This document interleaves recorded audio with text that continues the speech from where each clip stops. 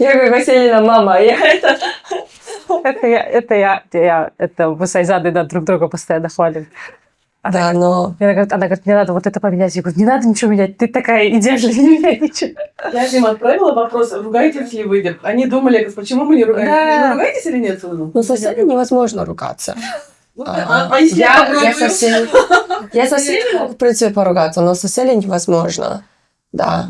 Ну, я подумала насчет ругания. Мы не ругаемся, но мне кажется, потому что вот у нас вот одинаковые ценности, и вот это вот, когда одинаковые ценности, потом все остальное такое, это детали. А какие это у вас одинаковые ценности? Ну, допустим, по компании, да, у нас ценности, что если человек работает хорошо, надо ему там платить хорошо. То есть Вы не жмотитесь. Мы не жмотимся. Да, это такой большой вопрос. Потом, допустим, все надо делать, чтобы компания росла очень быстро, хорошо, и поэтому все, что надо сделать, мы сделаем. Там нет такого, я вот это, ну, там, у меня вот времени нету. То есть у нас такие большие ценности, и все остальное это такие детали. Потому что, в принципе, никто ответ не знает, и надо просто что-то попробовать и посмотреть результат. Да. И потом, мне кажется, второй большой, это у нас такое доверие и любовь к друг другу. Да. И вот нету вот эго какого-то там. Когда кто-то что-то говорит, обычно же, ой, ты говоришь, потому что ты вот такая, или ты вот так. Да. А у нас вот этого нету. То есть у нас такое прям, я знаю, что это идет от чистого там сердца, чистой души. Да. И тоже вот это очень помогает. Да, мне кажется, мы как семья просто, знаешь. Я почувствовала, что я знаю всю жизнь. Сразу же почувствовала так. Потому что вот эти вот ценности у нас все равно вот как-то совпадают, даже как бы, по жизни. Там надо делать все во благо кому-то, там надо работать сильно очень, там не показываться, вот это все. И поэтому я думала, что я очень хорошо ее знаю, хотя мы как бы часто не встречались, там иногда, потому что я еще была в Бостоне, но я такое у меня чувство, что я ее всю жизнь знаю. Да, Мы начнем, да? Потому что... Мы начали уже. Представляете, мы как это, по замандасу потихоньку включили.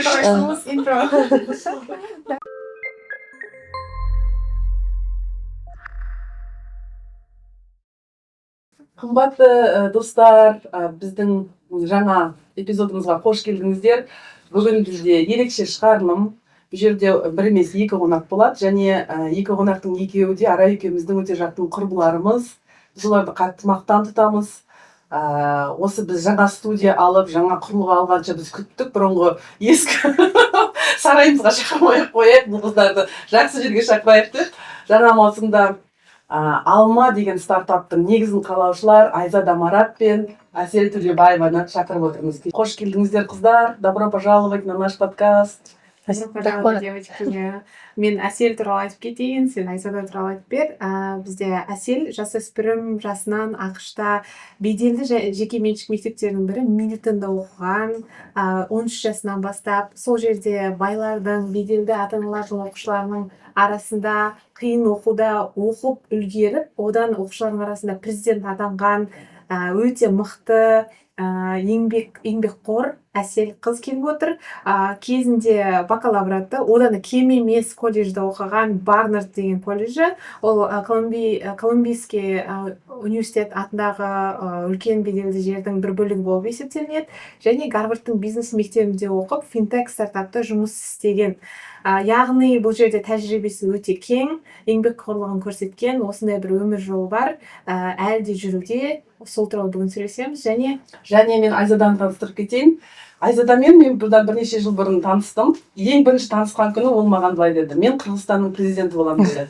Сол кезде Айзада Қырғызстаннан, сол кезде менің басым аң-таң болып, Қазақстанда қыздар өйтіп ешқашан айта алмайды. Білмеймін, менің айналамда ондай болған жоқ. Қазақстанда ешбір қыз өйтіп айтпас еді бірден. Алдына сондай өте ірі мақсат қойып, және оны айтуға ешқандай қаймықпас. Сонда мен ойладым, Қырғызстанның барлық қыздар осындай батыр бола ма деп. Содан бері Айзада мен үшін Қырғызстандағы батыр қыздардың үлгісі. Айзаданың да жолы керемет. Қырғызстанда кішкентай ауылда туып өскен. Өзінің еңбекқорлығының арқасында Flex программасымен Америкада бір жыл оқып келген жоғары сыныптарда. Содан кейін Гарвардтың заң мектебінде оқып, заңгер атанған.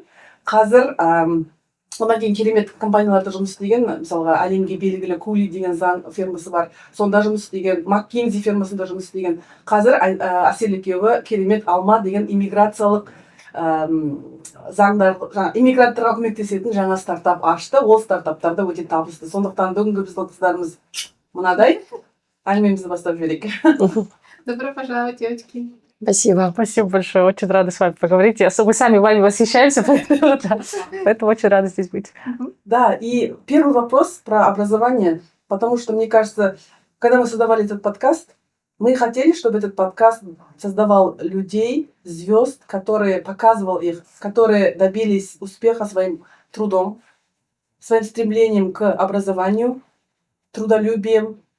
И мне кажется, вы прям воплощение наших героев, так что, пожалуйста, расскажите образование, как вы к этому относитесь, и что вы, может быть, сказали бы маленьким девочкам, которые нас, может быть, сейчас смотрят, действительно ли правда, что образование — это то, что вас привело туда, где вы сейчас находитесь, или нет? Я начну. Да, для меня образование это как бы, с детства образование это номер один всегда было. И я вот искренне верю, что все, что ты не делаешь, образование, работа, надо прям выкладываться на 100%. Даже, может, если это тебе не нравится, и все равно это к чему-то приведет. Для меня, наверное, самый большой поворот в моей жизни это было поступление в Америку в школу здесь с 9 по 12 класс. И в эти школы поступление такое же, как поступление в университет. Надо сдавать экзамены, надо там рекомендательные письма, мотивационные сочинения. И вот эта школа поменяла мою жизнь на 180%. На 180 градусов.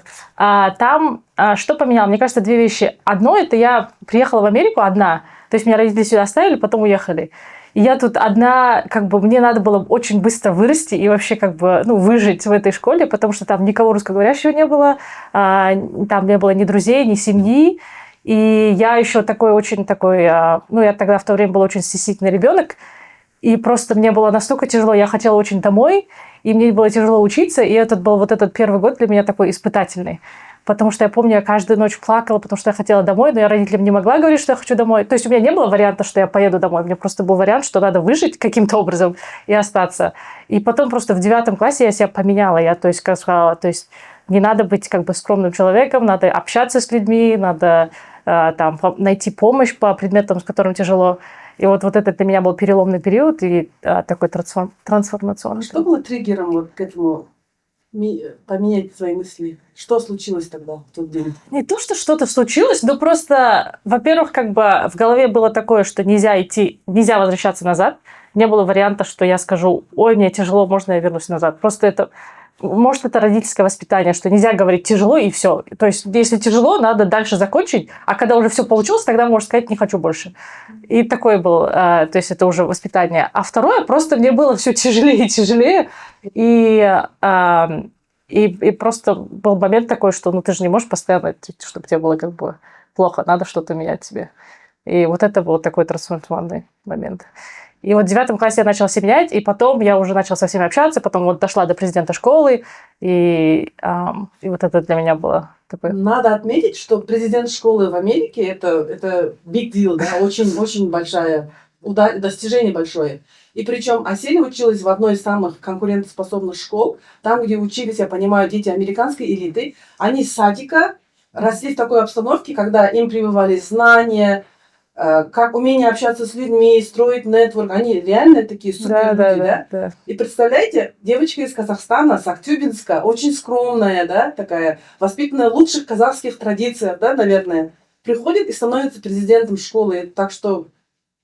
Да, спасибо, там реально... Как ты так себя Президент школы, да. Президент школы, это было вообще, на самом деле, в 9 классе я баллотировалась на президент класса, у меня там не получилось, несколько раз не получилось. Я постоянно говорю, нет, я... Дональд Трамп. Да, я буду президентом школы. И постоянно. И там это было так серьезно, там были дебаты, там было прям речь, надо несколько раундов, за тебя голосовали, у меня была команда, которая меня готовила. Там потом, в общем, да, они это очень серьезно воспринимали.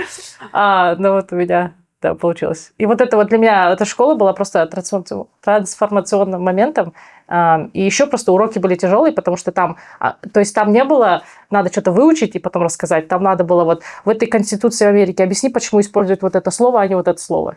И надо, целое сочинение об этом объяснять. То есть там уровень был намного выше. Ты еще была другая же. Ты же казашка. Наверное, это, первая казашка, которую они в жизни видели. И они за тебя голосовали, правильно? Да. Так что... Респект. Спасибо. У меня был там флаг Казахстана в офисе, я прям очень этим горжусь. У тебя был офис? У меня был офис, у меня был свой офис. В ванном доме у Василия висел флаг Казахстана. Я хотела бы увидеть это А в ванном всё. кабинете. Да, я потом, там они там другим президентам дальше передавали этот флаг, ну да, там. Серьезно? Да. Казахстанский флаг передавали? Да. Почему? Потому что это как бы от президента всех, что дальше переходит к следующим президентам. И там они очень прям серьезно это воспринимают. У меня там мое имя там написано на какой-то доске, то есть, и там вот на этой доске там разные имена.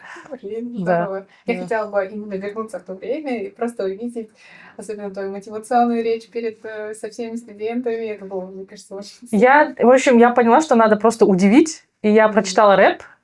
Серьезно? Да. Ты кандидат в президент школы, ты читаешь рэп. Я читаю рэп. Можешь сейчас прочитать этот рэп? Там in South Kazakhstan where I was in West Kazakhstan where I was born and raised. In South Kazakhstan where I was born and raised. Doing homework is how I spend most of my days. И там дальше. Там я могу потом показать это, где-то это сохранено. сама сочинила. Я сама сочинила, мне придумали, но я поняла, что надо просто удивить чем-то. Потому что если там в школе 700 человек, они все меня не знают. И у нас одна и та же речь, я там буду школу улучшать. Ну, всем, в принципе, как бы, какая разница. Я подумала, я просто я как бы рэп толкну, и тогда, и прям все были в шоке. У нас тут два президента. Будущий президент Казахстана и бывший президент Мильтон Агайдович. Так что... Это очень престижно. Да, и, в общем, по президенту. И там я в 11 классе там какие-то организовала какие-то там мероприятия. Но у меня прям целый был план, как стать президентом школы вот в 12 классе. Очень здорово. Это уже престижно. В то время, мне кажется, сегодня... Вопрос тем был более. про образование даже. Да. Я забыла, о чем говорила. Да, в общем, я, в общем, училась в этой школе, но да, мне кажется, вот это был самый такой переломный момент. Потом я училась тут в университете, потом училась в Гарвард бизнес-школе. Но вот эта школа, потом сама школа и потом круг общения. То есть все мои одноклассники, большинство одноклассников, они сами там создают сейчас компании, они учатся в Гарвард бизнес-школе. И то есть ты смотришь на окружение, что они делают. Они каждое лето они работали, там находили себе практики. И просто понимаешь, что это другой уровень. То есть мне надо так же сильно работать. И потом еще просто видишь, что они делаешь, и думают, я думаю, тоже я так могу сделать. Там, найти работу, там, найти практику. Они там готовятся по каким-то там книгам. И вот это вот просто вот заходить в среду, где вот на самом высоком уровне люди работают, и понимаешь, что надо делать. Какая-то там моя мысль. Да, это влияние комьюнити, да? Да, влияние, да. да. Видишь, что там есть дорога, и туда просто Да. идти. Это все равно для многих наших зрителей, мне кажется, ты первопроходец той пути, которую ты прошла, и мне кажется, это для многих пример, и для многих, мне кажется, слушателей просто убирает этот барьер в голове. Да. Вау, так можно. Асель смогла, Айзада смогла. И... Сейчас они выживают в сильном мире волков в Кремниевой долине. Да. В мире стартапов это вообще просто крышу сносит. Об этом еще будем Да. Я часто говорю, что у Асели, мне кажется, у нас в компании самое такое фундаментальное образование, начиная со школы. Она училась в лучших заведениях. И она еще очень скромная. Я даже не знала, что она рэп зачитала. Потому что мы с Аселей говорим, что мы так много работаем в компании, что у нас даже нет времени посидеть, по душам поговорить. Потому что она тоже мой подкаст посмотрела, и говорит, я столько про тебя узнала. У меня, я вот, получается, родилась и выросла в селе, и у меня, если что-то было отличное от других, это то, что мы очень часто переезжали. И мне кажется, что переезжать каждый раз в новый класс приходить, вот это, скорее всего, меня закалило, потому что я научилась с людьми общаться, я научилась не стесняться, у меня была формула, как быстро со всеми подружиться. То есть прийти в класс, сразу с первого дня начинать отвечать, выходить к доске, стать отличницей, и чтобы все с тобой общались. Это была моя формула. И она срабатывала каждый раз, когда я из класса в класс, из школы в школу переходила. Поэтому это вот, мне кажется, вот один, вот если я назад оборачиваюсь и думаю, что вот на самом деле сыграло большую роль в моем образовании, потому что, в принципе, я же училась в селе в Кыргызстане, но второе, конечно, то, что было, это произошло после развала Советского Союза, но все преподаватели сильные до сих пор были там. все преподаватели были сильные очень. То есть образование это школе уделялось очень большое во время Советского Союза, потому что математика, физика, все науки, они очень хорошо преподавались. И я думаю, что еще третье, в целом, я, наверное, смотрела на образование как на процесс. Это вот папа нам всегда говорил, что не бывает так, что ты сходил в школу и там сходил в университет, и все. Тот человек, который постоянно учится, он опередит того, который вот закончил университет и думает, ну все, я флажок поставил, я закончил университет, или я там что-то сделал, поставил флажок. Поэтому мне кажется, что образование – это постоянный процесс. Но еще образование – это все равно сложно, потому что вот Аселя про это затронула, что образование – это иногда хочется, иногда не хочется, но нужна дисциплина. Вот у нас пословица есть в Кыргызстане «Билималу ине менен кудук казгандай». То есть это получение образования, это сродни тому, чтобы если ты копала родник иголкой. Вот на самом деле, да, то есть вот ты иголкой копаешь, да, чтобы колодец, чтобы дойти до воды, и такой же процесс образования. Это сложно. И это мне родители с детства говорили. Они не говорили, что там газлайтинг не делали, да, как сейчас популярно. То есть не говорили, ой, нет, вот просто учись и все. Они говорили, мы понимаем, что это сложно, мы понимаем, это так, но надо. Надо, и постоянно повторяли, что это единственный способ, как я могу вытащить себя из села.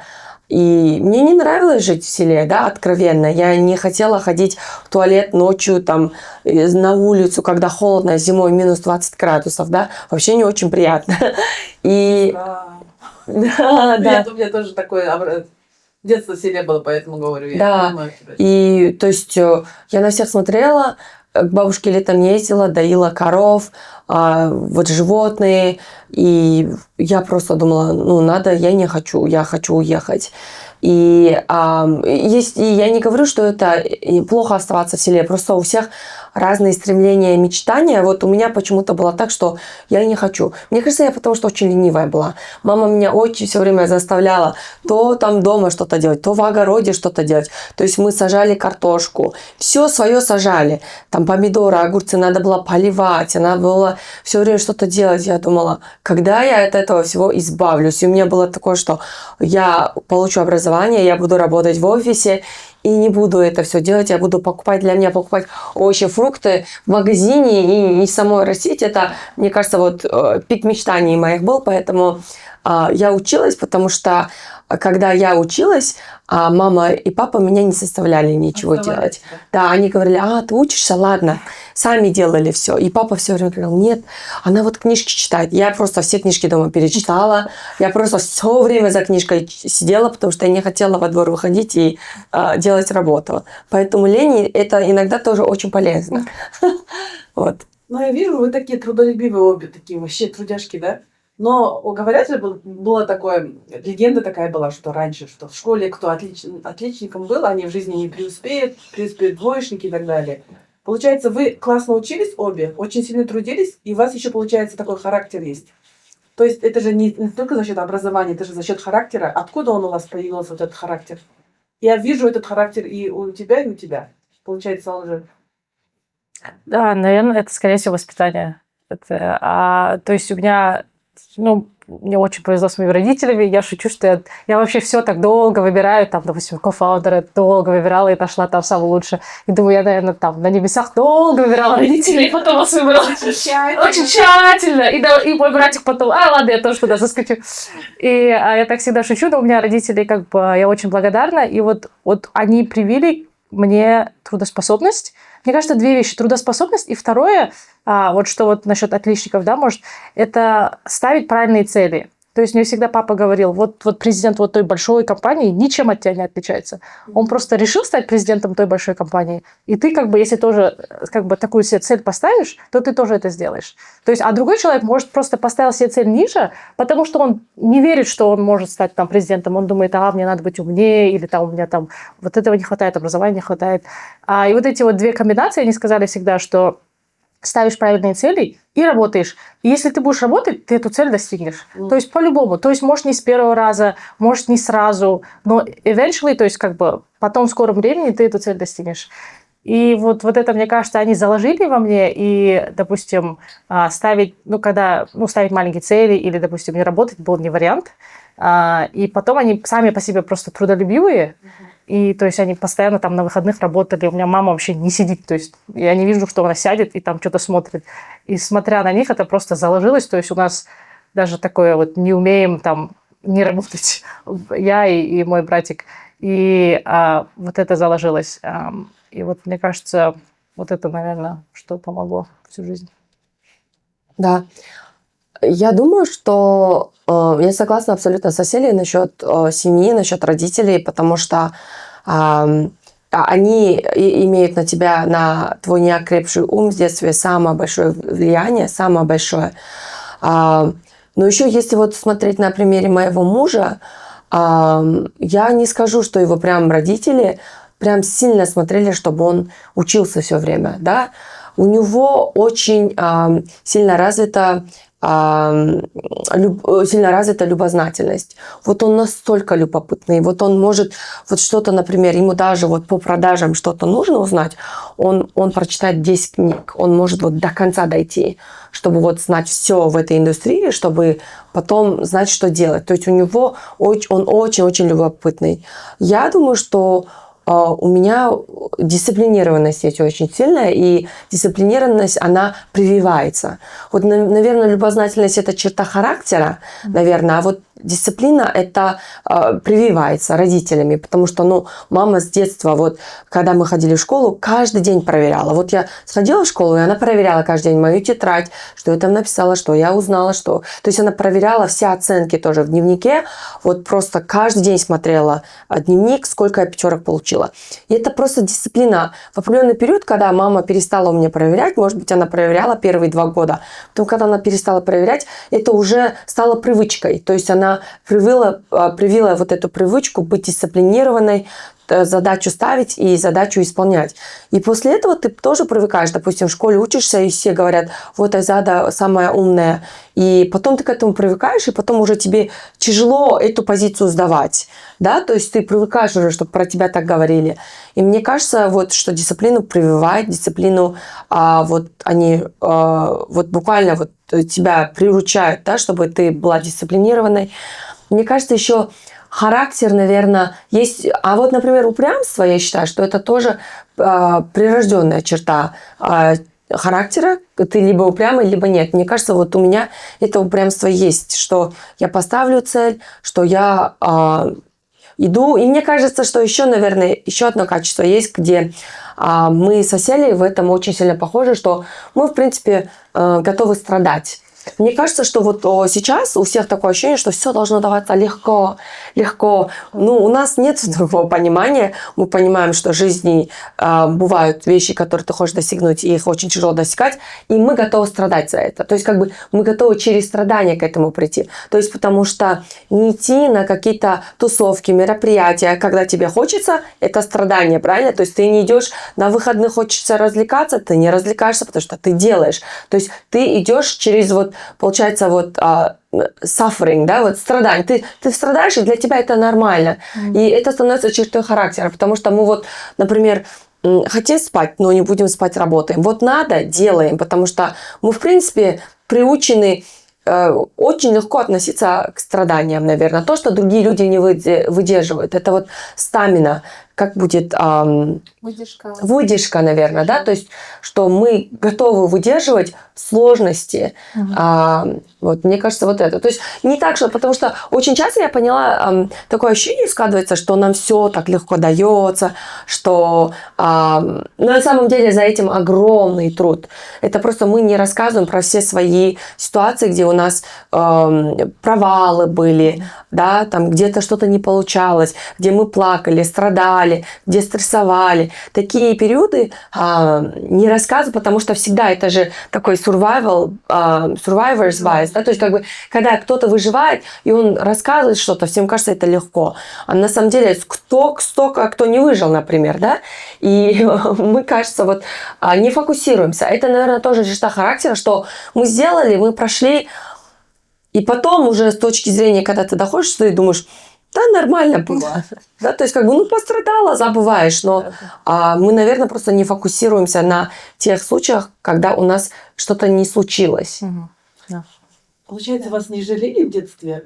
Ты моя принцессочка, муа. Вот выйдешь замуж завтра, там, Да. все у тебя будет хорошо. Таких разговоров не было, правильно? Ни у тебя, ни у тебя. Не У было. меня вообще была шутка, что ты, если упадешь, скажешь, а что ты не смотрел? Зачем упал? Не плачь, все, пошли. Как... У меня, то есть, наверное, мама даже более жестче, папа там обнимет, там, я там, когда при поступлении в какие-то школы не поступила, он меня обнял, сказал, ничего страшного. Ну, вот это вот у него было, типа, в принципе, как бы никакой один момент тебя не...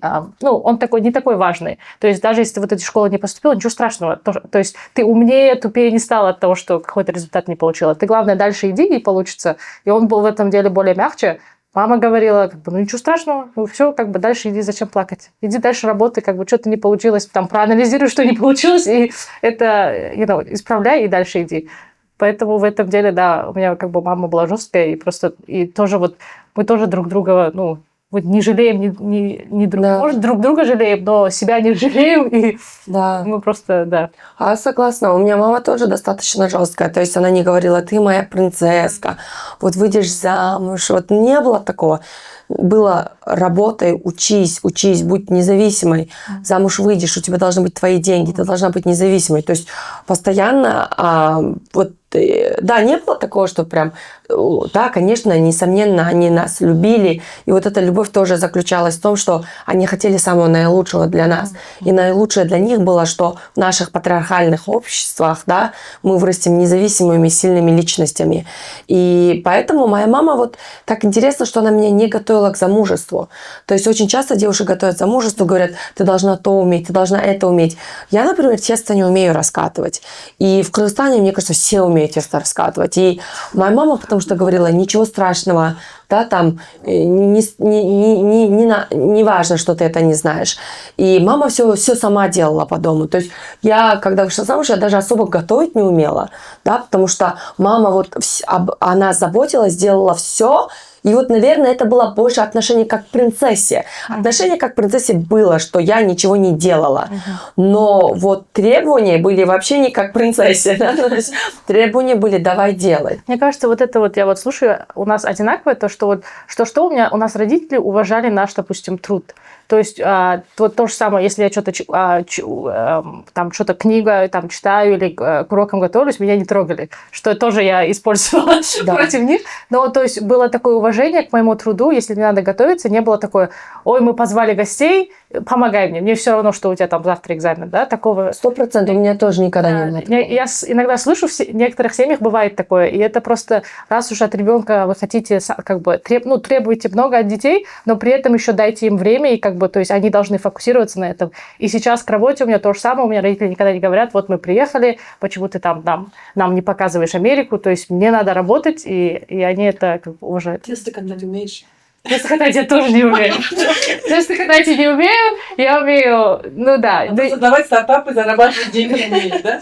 Я всегда думала, я кого-то там найму или я куплю, да я лучше своим трудом вот так это сделаю. Да. До 26 лет я не умела катать тесто. Потом Потом решился вопрос о замужестве, и мне мама сказала, все, вот у тебя 3 месяца до замужества, учись. У меня была буткамп. Буткамп был. Да. До сих пор плохо катаю.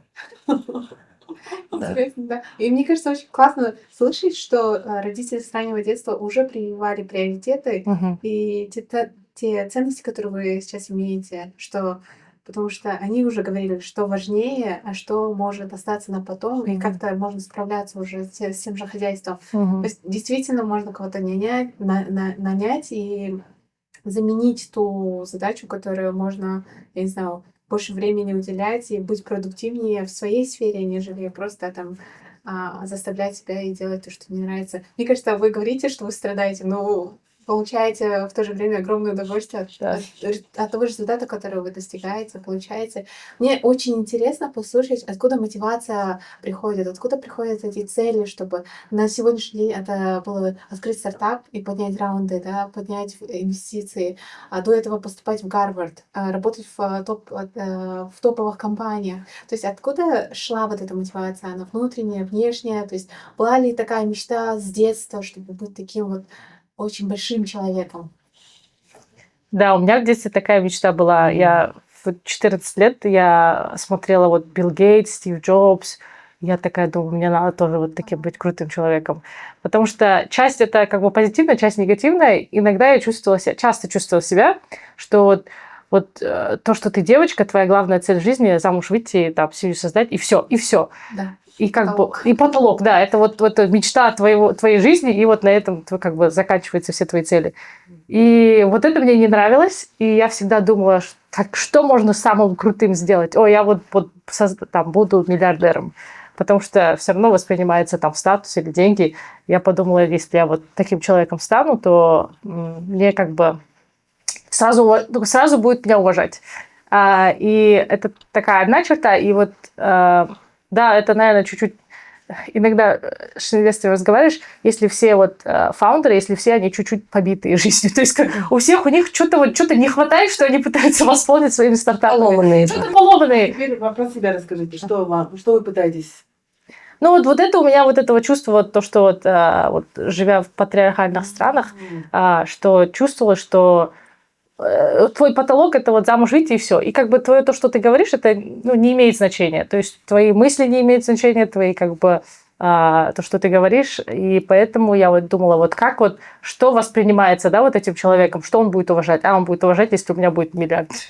Или если я создам большую компанию. И где это надо делать? К сожалению, мне кажется, вот в наших странах воспринимается, если ты что-то создал в другом месте. То есть, если в Казахстане что-то у тебя получилось, ты в Казахстане же, там у нас рынок маленький, а если в Америке получилось, окей, тогда у тебя получилось. Или там. И поэтому мне казалось, что самое-самое лучшее, высшее, что я могу сделать. Даже если родители были нормальные, поддерживали, все равно ты чувствовала вот этот прессинг патриархального общества?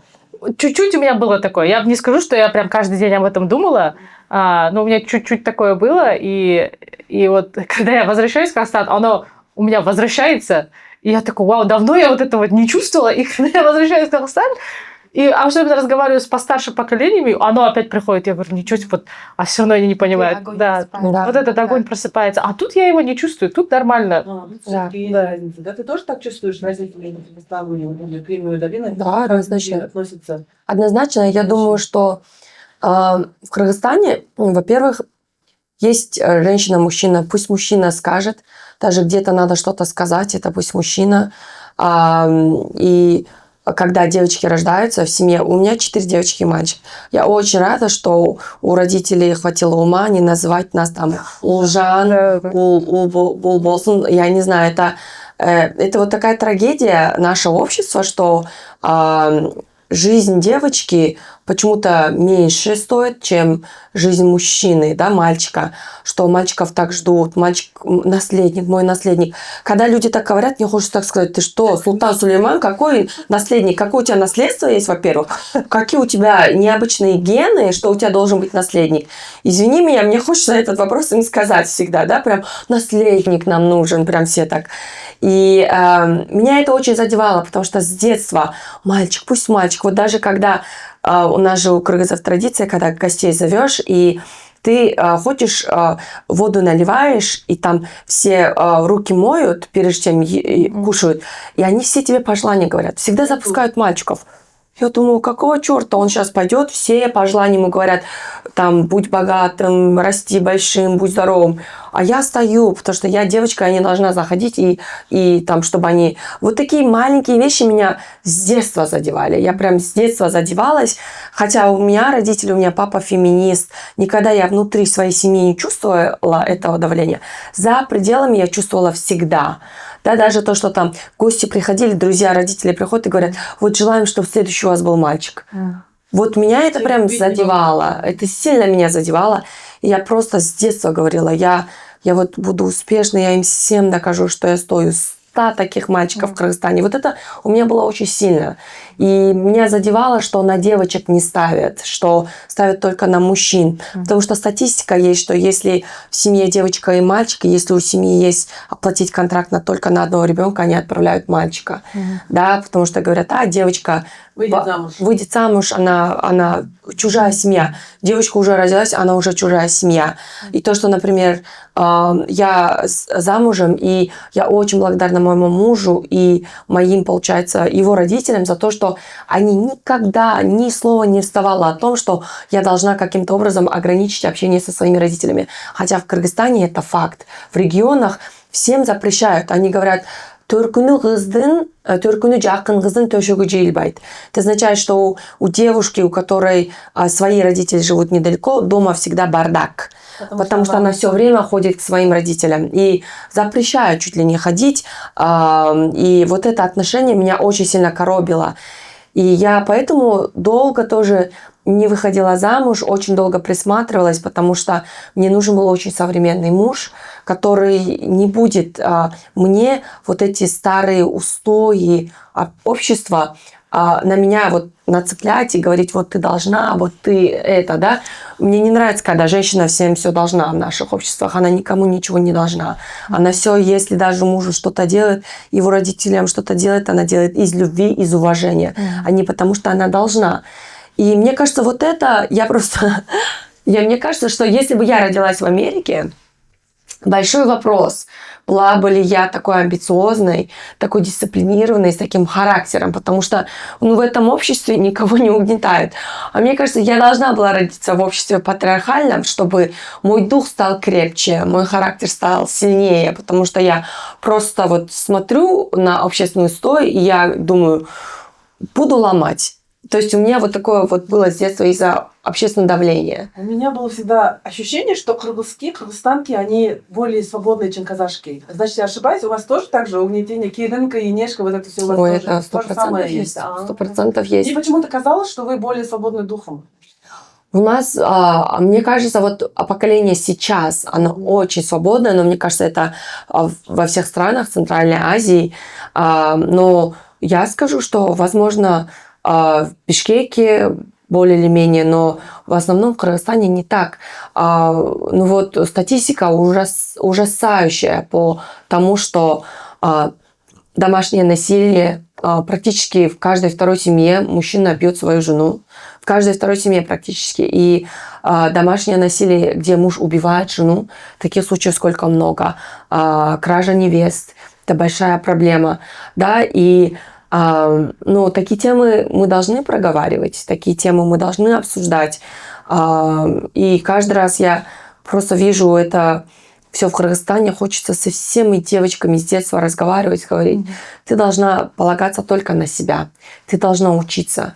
Ты должна быть в состоянии уйти от своего мужа, если он на тебя поднимет руку хоть один раз. Неважно, тебя родители поддержат. Ты должна рассчитывать на себя. Потому что очень часто же это же стыд.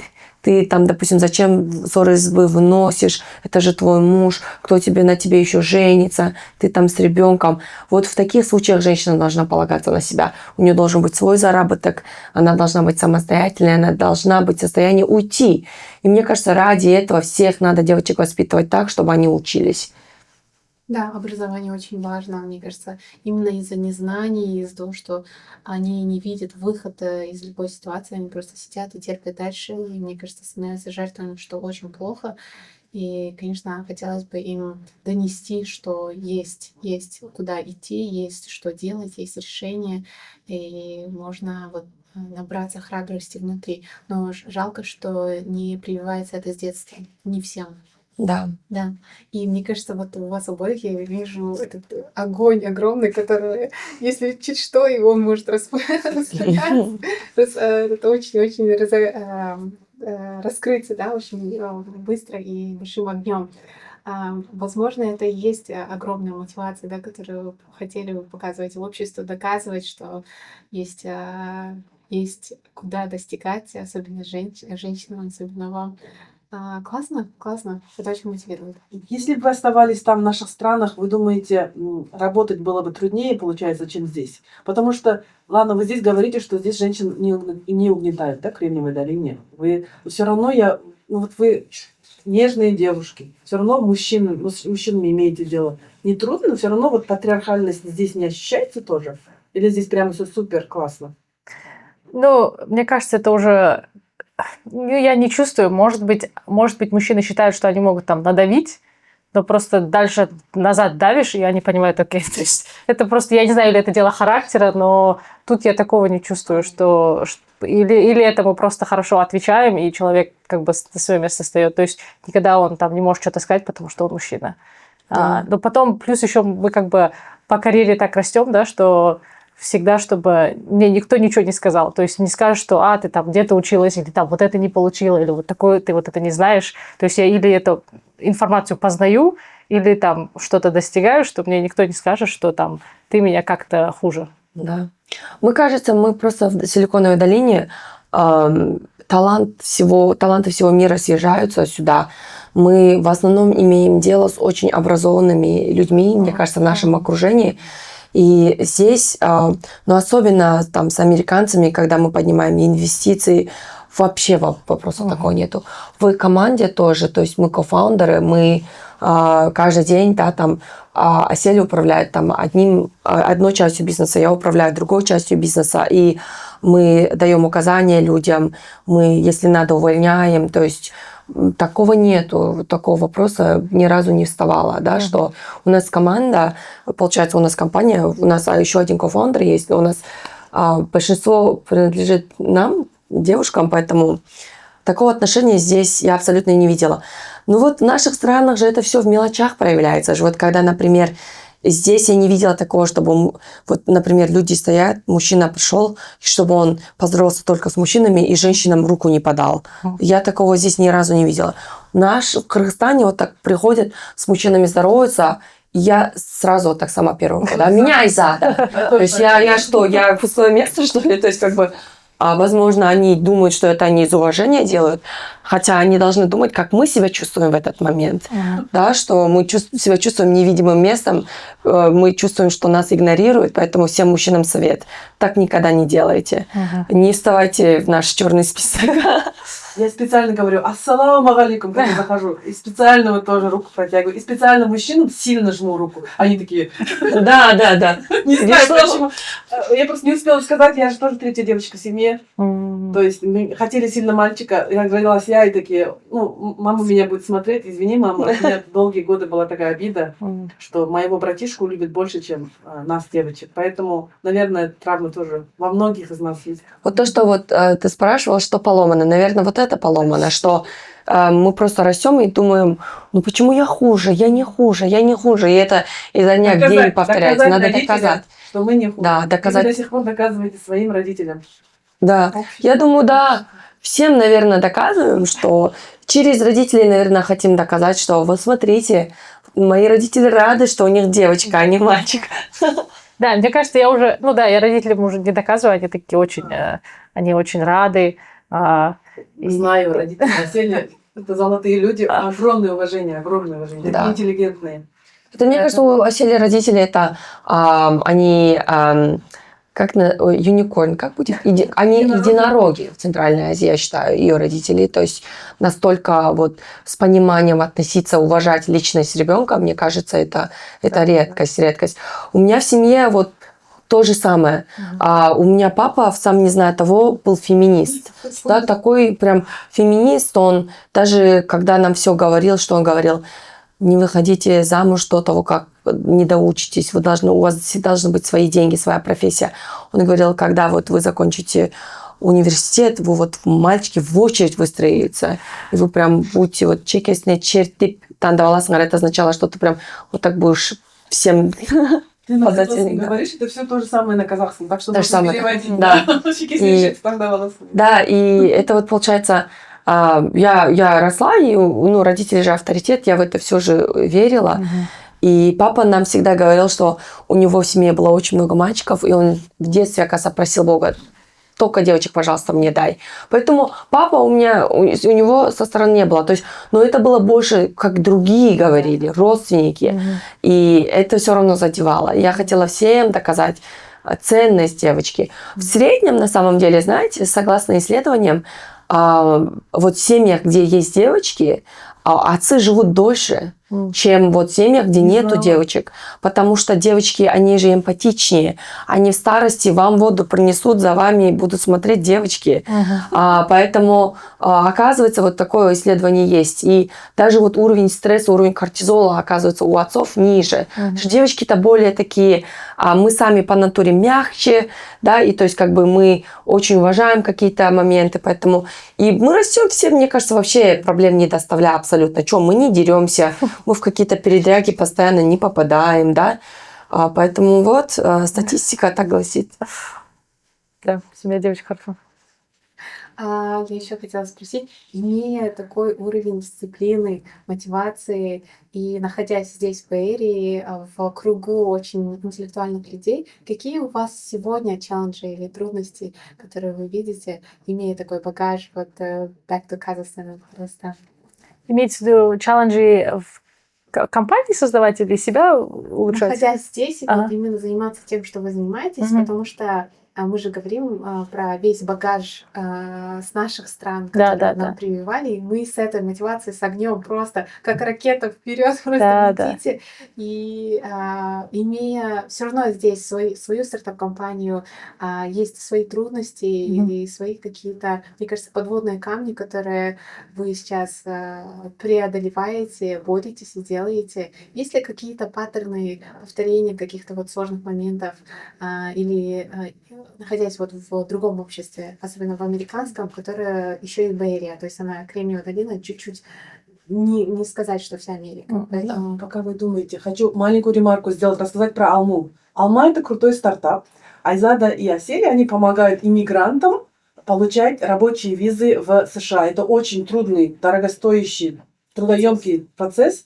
Поэтому они это автоматизировали с помощью AI. Поэтому это очень круто. У них сейчас человек 25 работает. И они привлекли больше $5 миллионов инвестиций. И они растут. У них все больше и больше клиентов. Они сейчас работают не только с индивидуальными людьми, они работают с компаниями. Теперь отвечайте на вопрос, Ара. Я просто хотела, чтобы люди... Мы об этом не сказали, да, вначале? Да. Вот, Алма. Если, кстати, кто-то очень талантливый хочет рвется в Америку, вот знаете, вот у нас классные девчонки, они вам все помогут, наверное. Спасибо большое, за рекламу Алмы.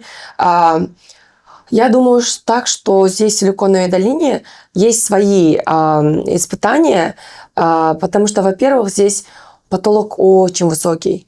То есть даже если ты что-то достигаешь, ты наверх смотришь и понимаешь, что вообще потолок даже не видно. То есть настолько потолок высокий, и ты понимаешь, что ты маленькая букашка в Силиконовой долине.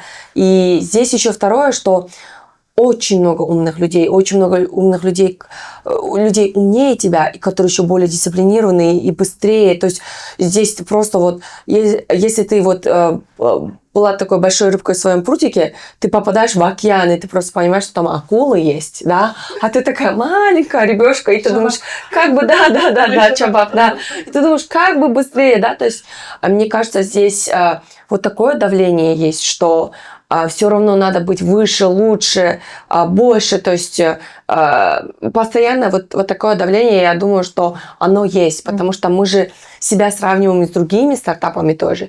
И не всегда ты уже, находясь в долине, ты себя не сравниваешь уже с тем человеком, с кем ты был раньше, или там ты не сравниваешь со своими сверстниками в своей стране, ты себя сравниваешь с самым лучшим там специалистом в твоей индустрии, с твоим конкурентом, и который здесь. Да, мы себя сравниваем с компаниями, которые там подняли такие же деньги, как и мы, но у них рост быстрее идет, например. Да? То есть постоянно вот это давление.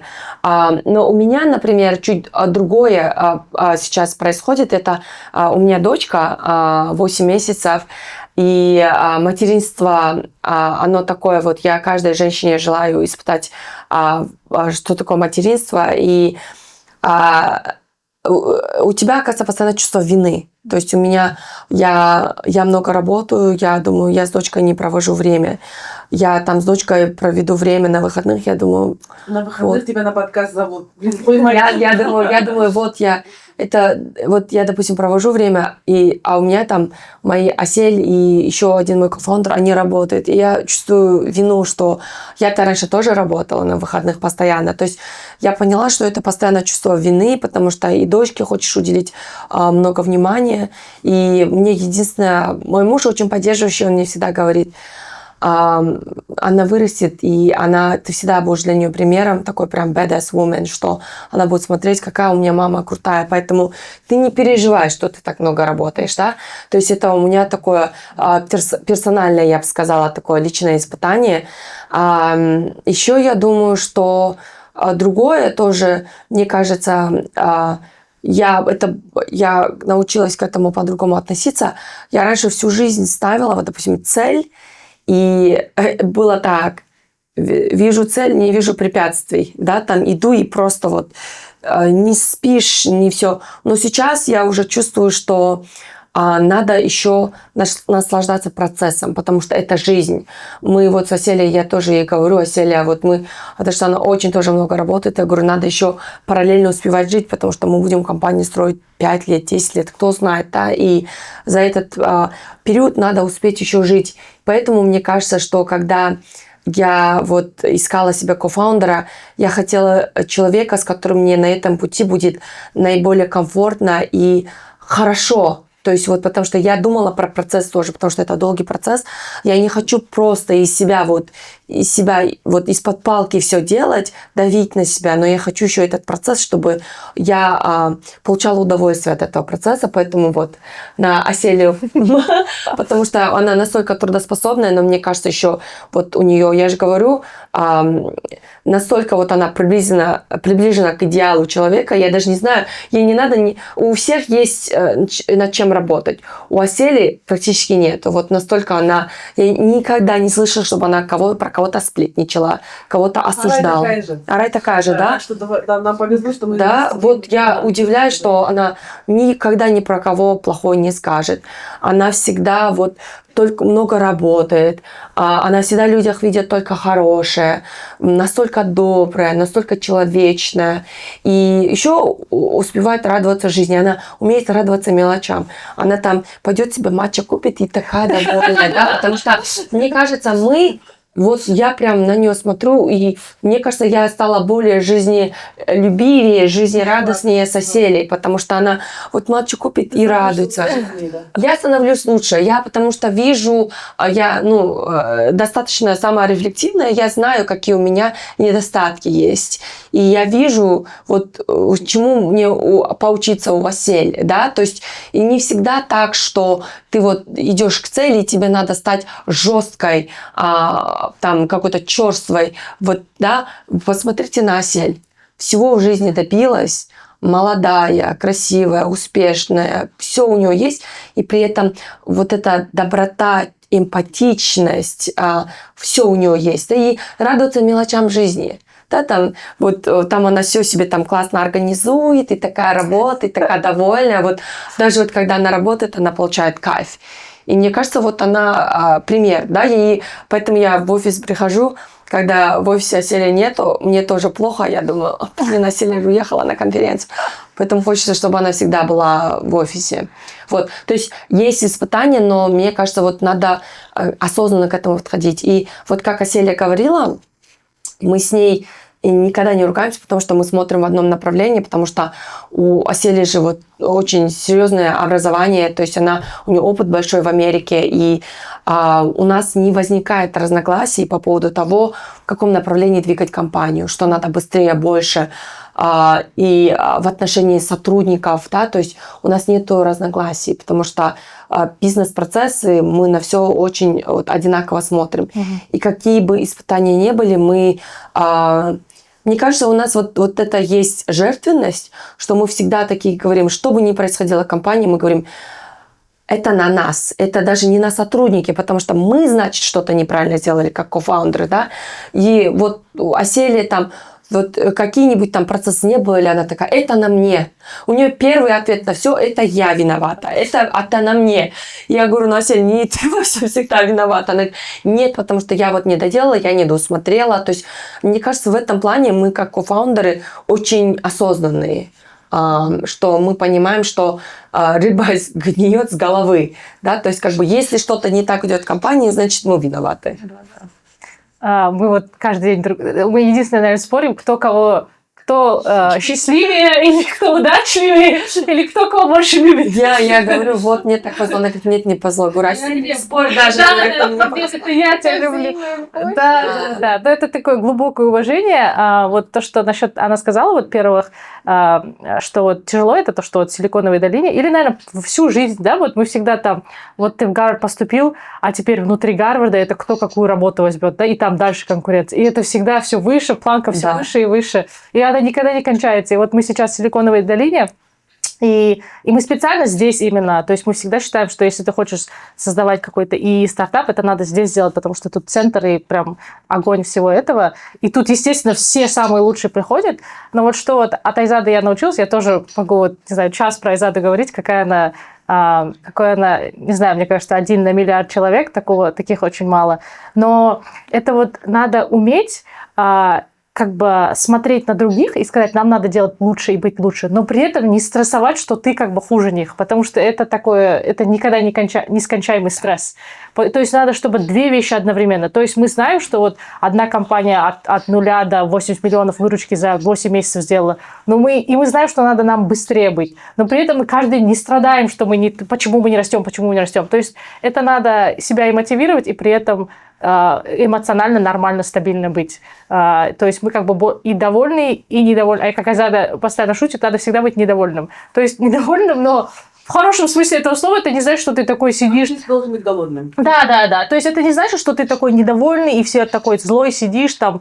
То есть надо быть очень счастливым человеком, но просто знать, что надо больше и больше толкать. И при этом как бы потом ночью нормально спать, что я все сделал, может мало спать, завтра просыпаться, завтра опять надо думать. Быть счастливым, но недовольным. Да, быть счастливым и недовольным, да, такой вот, но это залог успеха. Вопросу о том, насколько они трудолюбивые. Помню, Айзада была в положении, сказали, она родила, мы такие, о, и в тот же день или через день в LinkedIn вижу пост от Айзады, что-то по рабочим вопросам. Она там что-то писала, я говорю, подожди, Айзада разве не в роддоме? Что происходит? Ладно. Вопрос о кризисе и челлендже. Было такое, что вы плакали из-за работы здесь, из-за стартапа? Если было, то из-за чего? Мне просто интересно. Я не думаю, что Айзада плачет из-за стартапа. Она такая очень...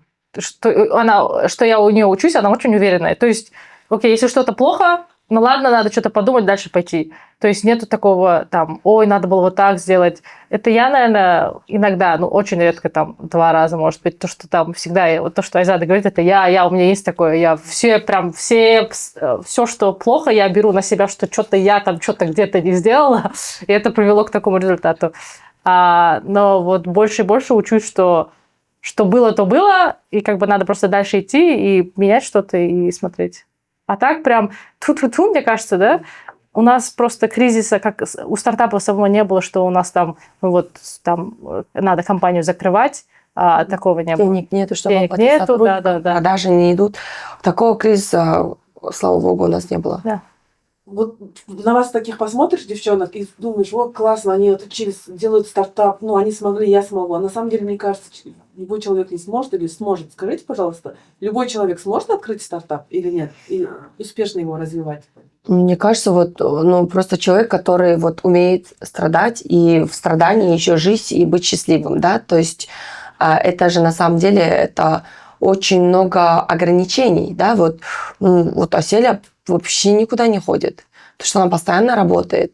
Я помню, пару раз мы с Чингизом проезжали Пало-Альто, И я видела это еще до того, как мы начали стартап. Она ходила в офис, работала, у нее офис был в Пало-Альто. И это ограничение, то есть это не бывает так, что ты все на свете получишь, и ты будешь там... И мы, например, там никуда не ездим, не путешествуем, да, там у нас такой нету инстаграмной жизни, чтобы мы там кайфовали, там. У нас сейчас вот все в работе. И это не все могут сделать, потому что это сложно тоже, да, и люди не готовы пойти на такие жертвы. То есть идти делать стартап, мне кажется, надо понимать, что если ты... Вот смотрите, счастье у всех заключается в разном, да, то есть как бы кто-то счастлив там быть мамой. И я всегда, вот мне кажется, я когда в McKinsey была, я смотрела на людей в McKinsey, и я вот искренне, в хорошем смысле завидовала тем, кому очень нравится эта работа. Потому что они приходили, и они так кайфовали от этой работы. Я думаю, что когда человек на своем месте, когда человек получает кайф от этого, вот это же самое главное, это счастье.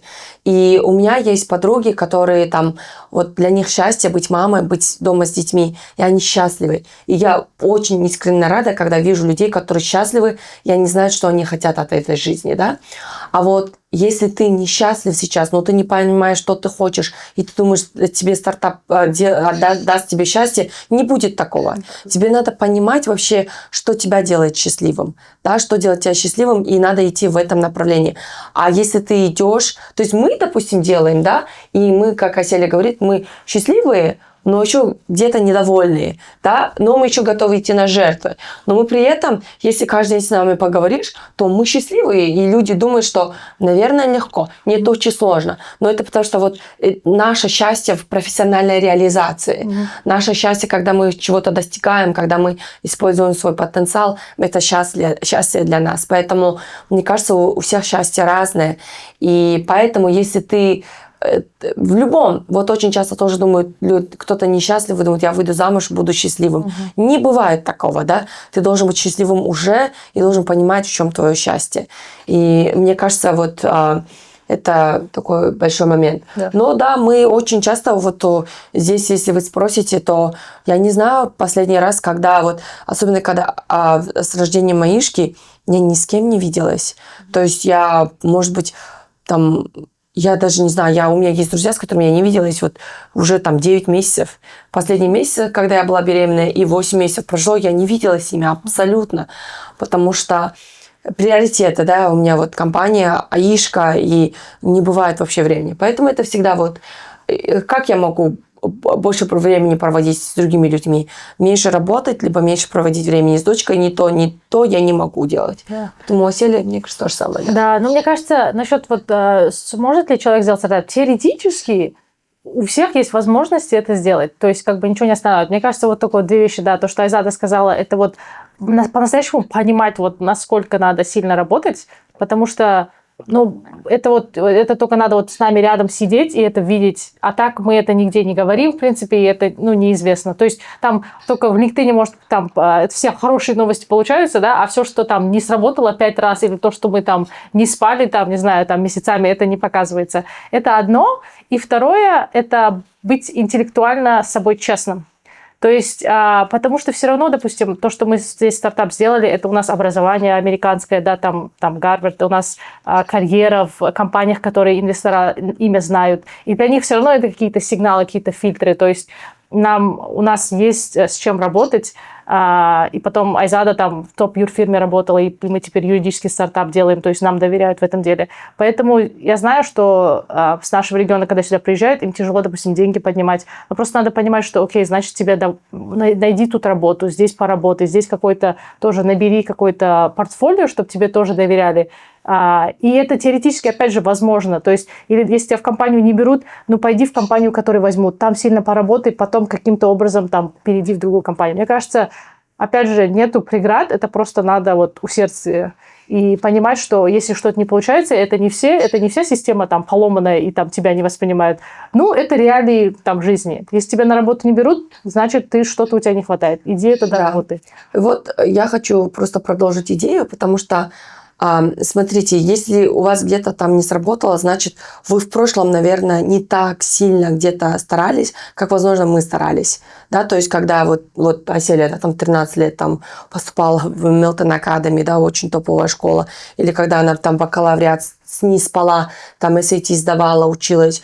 В это время кто-то, наверное, кайфовал, и сейчас хочет делать стартап, например, да, то есть как бы надо понимать, что тогда вам было легко, сейчас будет сложнее. Значит, у вас сейчас дорога займет дольше, чем потенциально у нас, потому что мы что-то тогда сделали, да, то есть это вот разные, знаете, вот я просто видела очень такое хорошее сравнение было, что вот, например, вот одна цель, и у всех пути просто разные-разные. У кого-то путь длиннее, да, потому что он легче. Но ты просто вот бежишь вот так туда-сюда, туда-сюда, туда-сюда, вот так по зигзагу бежишь, у тебя путь намного длиннее. У кого-то короче, но ты должен пройти через 3 препятствия, когда ты практически можешь там упасть, да, там, да, и себе что-то поломать. То есть вот просто у всех может быть разная дорога. Теоретически можно, просто кому-то будет легче, кому-то сложнее, учитывая, что они сделали и не доделали. И это то, что не доделали, просто надо будет доработать. И поэтому это прям сейчас тебе никто не даст. То есть где-то доделывай это все, дорабатывай, и потом это придет. Я в целом просто хотела спросить, конечно, про будущее сейчас просто взять и не сказать, особенно про будущее компании, но мне кажется, многих, особенно наших зрителей, будет волновать в целом вопрос визового процесса. Сейчас, как мы знаем, правительство меняются некоторые законы, и какие у вас есть инсайты или же, возможно, какие-то апдейты насчет визовых процессов, которые можно сказать там нашим зрителям и сказать, что вот есть сейчас какая-то новизна, есть какие-то изменения, есть какие-то пути, потому что пути, мне кажется, становятся только сложнее. Даже я знаю, что в Казахстане начали давать туристическую визу на 3 месяца, мне кажется, не как раньше, как в США, не как раньше на 10 лет. И такие вот изменения происходят. Происходит так, что нужно теперь доплачивать в случае, если ты получаешь эту даже визу, нужно какую-то гарантийную сумму давать, что вот ты наверняка поедешь в Америку. В этом плане какие... Потому что вы работаете именно с рабочими визами таланта, и есть ли изменения в этих видах виз, не только в туристических? Я думаю, для начала, Селя, скажи, сколько лет ты здесь была и когда ты получила грин-карту? Да. Я была тут с 14 лет, и вот через 20 лет я получила карту. 20 лет. Ей надо было сделать свою компанию, чтобы... Да, я целую компанию создала. То есть нету туда, к сожалению, путь тернистый. Хотя вот я когда в ГАР поступила, я думаю, наверное, все, мне прям с открытыми руками там. Они сказали, нет, возвращайся в Казахстан. Такого не было. То есть ты пыталась раньше? Просто путь допустим, в многих странах, если вид на жительство, да, если ты там несколько лет живешь, они такие говорят, хорошо, давай мы тебе вид на жительство дадим. Тут нет такого. Тут ты можешь всю жизнь жить на визах, с визы перескакивать, и все равно они тебе не дадут. То есть все равно путь на вид на жительство – это отдельный этап, и отдельный этап. Да, я думаю, насчет виз. В целом сейчас в нынешней администрации стало намного сложнее. Очень много они спрашивают дополнительных материалов, потому что, смотрите, раньше было государство может сказать да, нет, может быть, дайте мне больше информации. Они сейчас начали больше спрашивать, request for evidence, больше информации начали спрашивать, потому что агентство, государственное агентство по иммиграции, оно финансируется за счет, получается, пошлин, которые люди платят. И, соответственно, они, допустим, если они много будут выпускать этих запросов на дополнительную информацию, очень часто, если они все прям в визе все спрашивают от начала до конца, ни один критерий не дают, то люди думают, хорошо, ладно, и лучший успех – это пересдать. Когда ты пересдаешь, ты обратно платишь государственную пошлину. И у них, возможно, тоже такая сейчас цель есть, побольше пошлины собрать. Но в целом государство сейчас, иммиграционная служба, она абсолютно недоброжелательна к иммигрантам. Процессы стали намного-намного сложнее. И очень они стали строго относиться к периоду пребывания в Соединенных Штатах по туристической визе. То есть, если ты здесь находишься по туристической визе, то они сразу подозревают, что ты начинаешь работать, если ты находился дольше, чем 3 месяца. Да, то есть они проверяют социальные сети сейчас, они смотрят. Вот очень, конечно, очень, что меня огорчает, что сейчас происходит в администрации, это политизация процессов. Например, что они проверяют все твои социальные сети, и если ты, например, поддерживаешь Палестину, то они автоматически, это поддержка Хамаса, это поддержка террористических групп. Это вот может быть основанием для того, чтобы просто тебя отказать в визе, что очень пугающая тенденция. То есть они всех проверяют. Сейчас они говорят, ваши социальные сети должны быть открытыми, чтобы мы могли их посмотреть. Поэтому я бы всем сказала, будьте очень осторожны. Это, конечно, к сожалению, во всем мире сейчас наблюдается такая тенденция, что автократы приходят к власти, что все больше и больше давления на демократические режимы, да, и что проверка социальных сетей на визу, это неслыханно, никогда такого не было. Поэтому будьте осторожны, всем бы хотелось сказать. И что вот насчет иммиграционного процесса хотелось бы сказать, что мы вот даже когда люди приходят к нам, мы всегда говорим, поговорите с несколькими людьми, удостоверитесь, что над вашим кейсом будет работать юрист, потому что очень много таких случаев, когда люди просто, которые сами прошли через процесс, потом начинают это делать другим. И это в Калифорнии это нелегально, и это опасно, потому что если этот человек вам что-то не так сделает, то ему что? Ничего. Потому что надо быть, чтобы у юрфирмы была страховка. У нас есть страховка. Надо, чтобы это были лицензированные юристы, которые в случае чего могут потерять лицензию, если они что-то неправильно с вашим кейсом сделают. Поэтому надо быть очень щепетильными в этом вопросе, потому что сейчас не самые доброжелательные времена именно к мигрантам, к сожалению. Поэтому вот это могу сказать. Поэтому, да, надо, конечно, переждать этот режим, но пока что мы в этом режиме. Нужно быть максимально осторожным. Когда вы находитесь здесь, они могут спокойно ваш компьютер открыть, посмотреть, делали ли вы работу по туристической визе. Поэтому надо быть, конечно, очень осторожным. Да, как бы то, что Айзат сказала. Но это всегда, то есть никогда не нарушать визовый закон. И если вот то, что ты сказал, ты будешь делать, то вот надо только это и делать. Потому что, да, пока они как бы могут все посмотреть. И вот, да, в социальных сетях, к сожалению, там, что там в администрации им не нравится, там про это не писать, потому что они это читают, и они не будут там долго смотреть, понимать, что именно, какой у тебя был аргумент, да, какой у тебя point был. Они просто увидят, и они быстро решение примут, и они никому не обязаны доказывать, какие они решения принимают. Насколько сильно сейчас именно государственные изменения влияют на успех вашей компании? На самом деле это как бы там не настолько все меняется, что прям все, то есть основные процессы все равно такие же. Просто они более там докапываются к вещам. Но это как бы философия такой нашей компании, что мы должны уметь быстро двигаться. То есть как бы если что-то меняется, мы должны это быстро адаптироваться. Да, поэтому нормально. Если что, это нас закаляет как компанию, мы, то есть, не можем там всем визы дают, и как бы, то есть у нас качество всегда оно должно лучше идти. Поэтому, в принципе, нормально. То есть как бы тяжелее, но все равно эти визы, они нужны, и вот виза H1B, они такие базовые визы, поэтому мы не видим, что прям что-то будет отменяться. Подытоживая наш сегодняшний разговор, почему подытоживаю? Потому что мы приготовили гораздо больше вопросов, но у Айзады есть Аиша 8-месячная, и мы обещали, что мы не будем ни минуты больше отнимать это ценное время, проведенное с ней. Да, поэтому последний вопрос на сегодня. Что было обеим вам? Что было вашей самой большой мечтой в жизни, которую вы осмелились себе дать, да? И исполнилась ли эта мечта? Исполняется ли или исполнилась ли?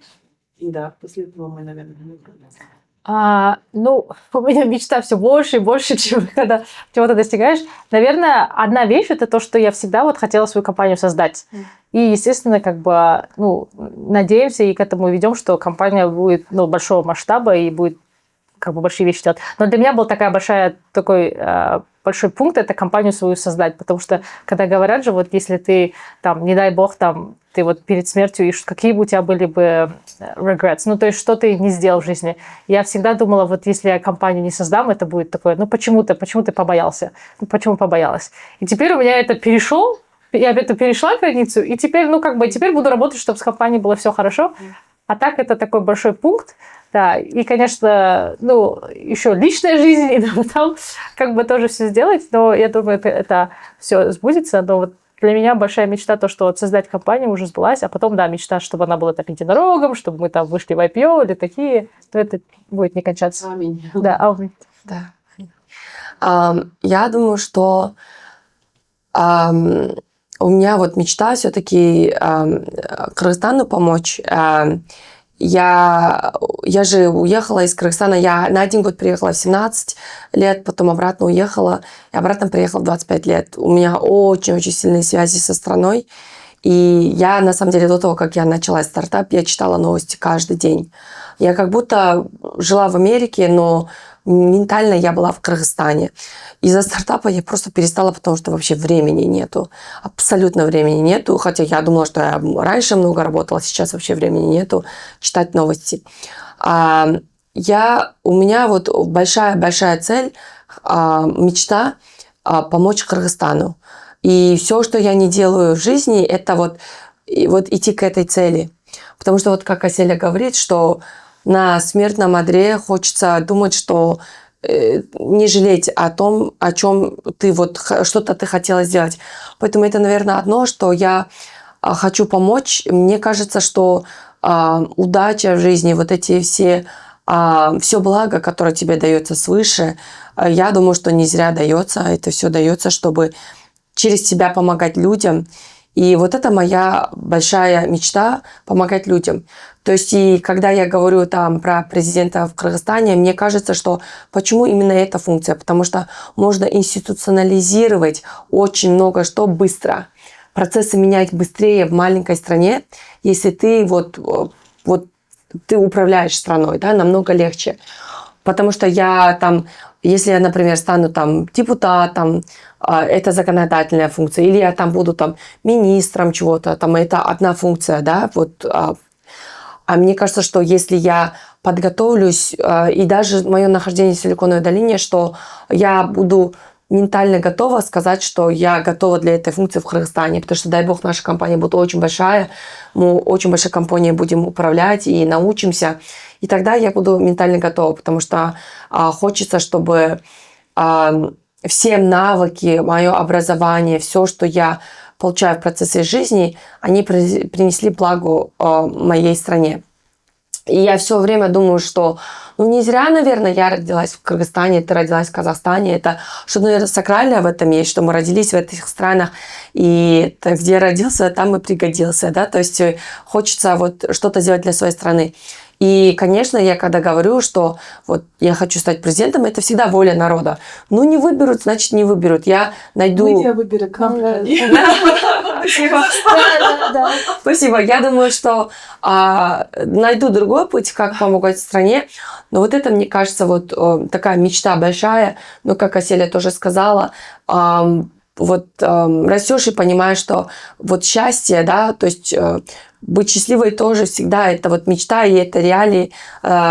Вот хочется тоже быть всегда счастливой. И я вот возвращаюсь к Аселе, Аселя так много работает, я тоже говорю: Аселя, тебе тоже надо, да, вот семейное счастье тоже это очень важно. Я так рада за человека, который станет ее супругом. Ему несказанно повезет. Вот несказанно повезет. Я не знаю, я не могу ни за одного человека так ручиться, как за Асель в жизни, что этому человеку повезет. Надо, чтобы этот человек осознал свое счастье. Вот, наверное, каждый день этому человеку говорит: ты даже не знаешь, как тебе повезло. Вот, поэтому... Конечно, мечта не подвести всех людей, которые приходят на нас работать, потому что мы вырываем их с того, там, допустим, скорее всего, со стабильной работой. Мы говорим, приходи к нам работать. Мы говорим, сделаем то, сделаем это. И дай бог, чтобы это у нас все получилось, потому что их семьи, они кормят свои семьи.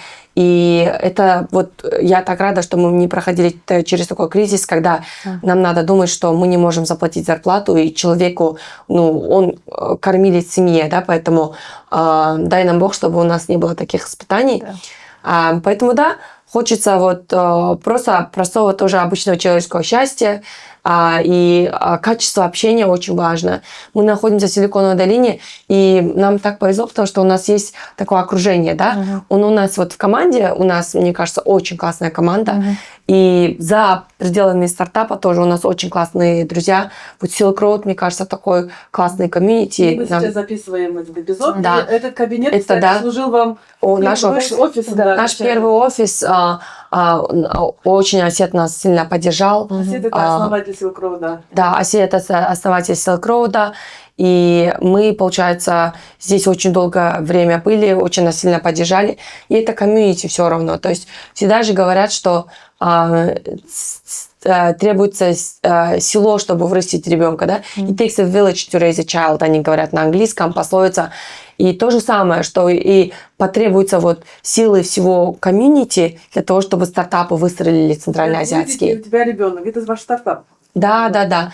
И поэтому, что поддержка комьюнити, она тоже очень-очень важна.